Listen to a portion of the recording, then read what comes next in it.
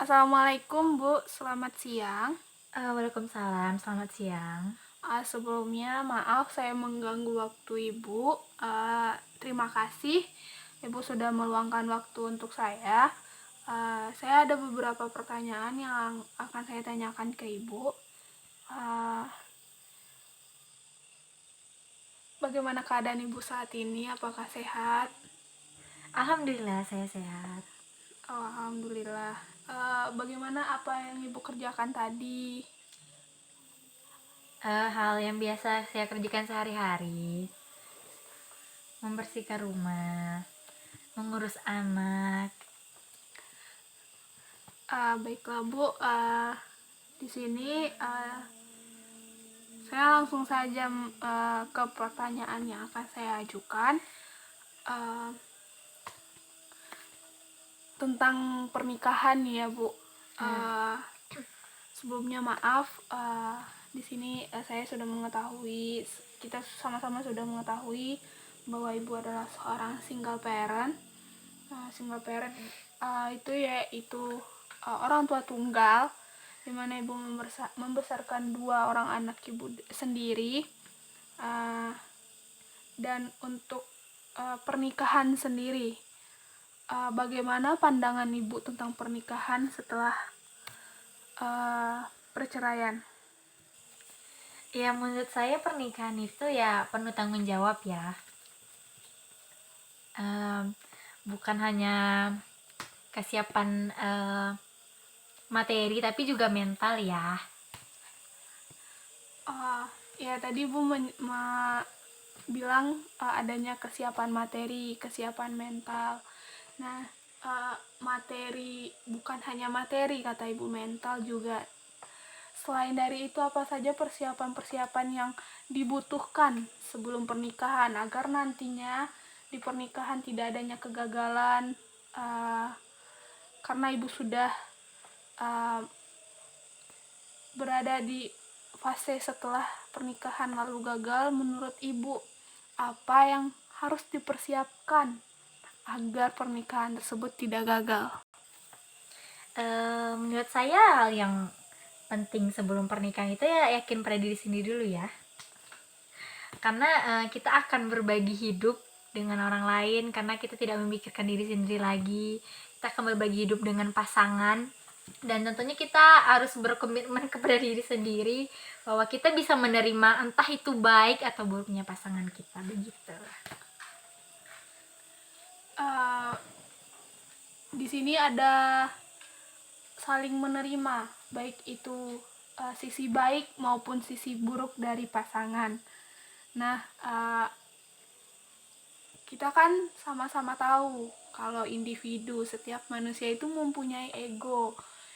Kita itu mempunyai keinginan yang terkadang tidak bisa diterima oleh orang lain, termasuk itu oleh pasangan kita sendiri. Nah, menurut Ibu, apa yang harus kita lakukan agar perselisihan di dalam rumah tangga itu tidak terjadi, atau kita bisa meminimalisir perselisihan di dalam rumah tangga? Ya menurut saya yang paling penting dalam meminimalisir permasalahan rumah tangga ya komunikasi. Jadi apapun permasalahan ataupun yang terasa dalam rumah tangga ya harus dikomunikasikan dengan pasangan. Karena menurut pengalaman saya yang dulu dengan mantan suami ya saya mengakui kami kekurangan komunikasi, karena saya begitupun juga dengan mantan suami juga banyak menutupi masalah, sehingga kurangnya komunikasi antara kami, jadi terjadinya perceraian ini. Baiklah, jadi intinya dari suatu hubungan itu yaitu adanya komunikasi. Baik itu apapun yang kita rasakan, kita harus mengkomunikasikannya dengan pasangan. Harus dengan baik. Apapun yang kita rasakan harus segera kita komunikasikan, begitu ya Bu? Iya, benar. Nah, menurut Ibu, selain dari komunikasi yang tidak efektif di dalam keluarga, apa penyebab lain dari sebuah perceraian itu terjadi? Hal lain yang bisa menyebabkan permasalahan berumah tangga menurut pengalaman saya yaitu karena kurangnya keefektifan saya berkomunikasi dengan mantan suami. Jadi kami berdua menunda-nunda masalah. Ya namanya manusia, ada begitu banyak masalah, dimulai dari finansial, masalah anak pun dia juga punya masalah pada pekerjaannya. Jadi kami kekurangan berdialog tentang masalah yang telah terjadi, akhirnya menunda-nunda dan komunikasi tidak menjadi baik. Baiklah Bu, terima kasih jawaban Ibu. Dan menurut Ibu, agar perceraian ini tidak terjadi, agar sebuah perceraian itu tidak terjadi di dalam rumah tangga, apa yang harus kita lakukan agar kita pun nantinya saya yang akan berkeluarga nanti juga tahu apa yang harus dilakukan agar perceraian itu tidak terjadi? Menurut saya hal yang paling penting itu ya saling menerima ya, saling menerima baik buruknya pasangan kita, karena fase pengenalan itu sangat penting. Dan juga kembali lagi ya seperti yang kita bahas sebelumnya, komunikasi.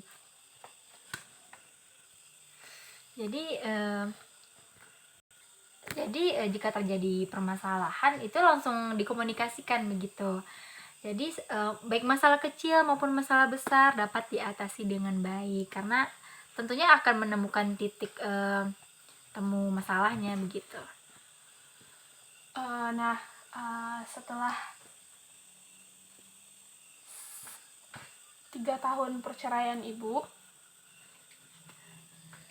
di sini kan itu adanya bersosialisasi kembali, bagaimana Ibu bisa menghadapi, belum lagi orang lain berkata ini itu gitu.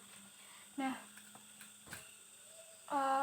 bagaimana cara Ibu agar tetap bisa bersosial di lingkungan setelah perceraian yang Ibu alami?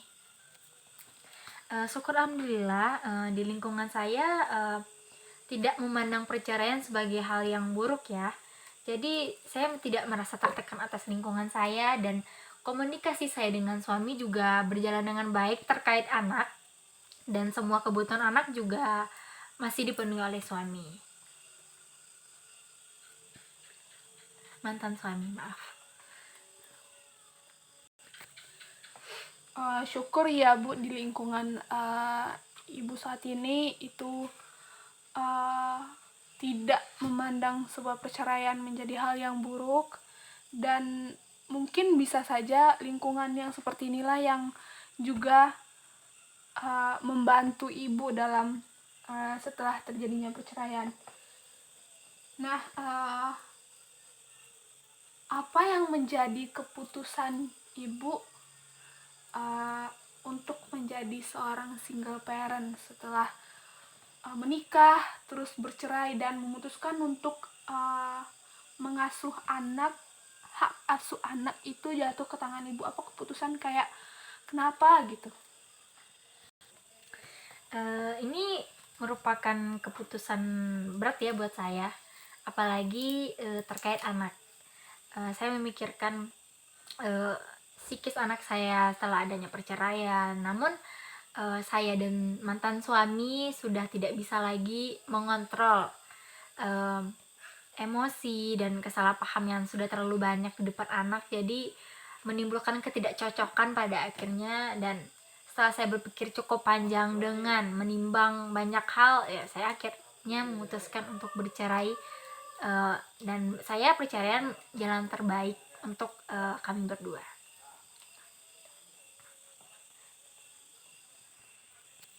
Setelah diskusi dengan mantan suami, akhirnya hak asuh anak tetap saya yang memegangnya. Setelah menjadi single parent, apa saja dampak yang Ibu rasakan, baik itu di dalam diri maupun di lingkungan, yang Ibu rasakan sampai setelah 3 tahun perceraian? Dampak besar setelah perceraian yang saya rasakan ya status saya sebagai janda. Yang sama-sama kita tahu ya, setiap wanita tidak pernah mengharapkan pernikahan yang gagal ataupun bermimpi menjadi sebagai seorang janda. Namun setelah 3 tahun perceraian, dibantu dengan orang tua saya, teman terdekat, dan lingkungan saya yang juga sangat membantu, akhirnya saya bisa menerima.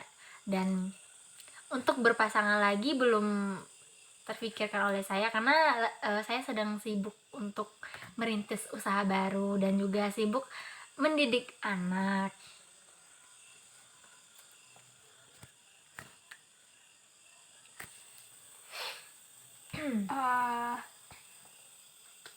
Pertanyaan terakhir dari saya, keputusan terberat untuk menjadi seorang single parent dan bagaimana perasaan ibu setelah terjadinya perceraian dan setelah mengasuh anak sendirian itu, apakah lebih baik dari sebelumnya atau bagaimana, bisa ibu ceritakan? Yang namanya hidup baik dan buruk selalu mengiringi kita ya gitu. Tapi sepenuhnya saya sudah menerima perceraian ini dan saya telah menjalani dampak-dampaknya setelah 3 tahun dan saya sudah menerima itu. Selain itu saya juga melihat perkembangan anak dengan kondisi orang tua yang berpisah itu baik ya. Komunikasi anak dengan mantan suami saya juga baik, kebutuhan anak juga tercukupi, baik itu jasmani maupun rohani. Anak saya merasa tercukupi dan tidak ada yang lebih penting dari kebahagiaan anak saya. Baiklah Bu, terima kasih. Perbincangan kita sangat, menurut saya sangat membantu saya pun nantinya.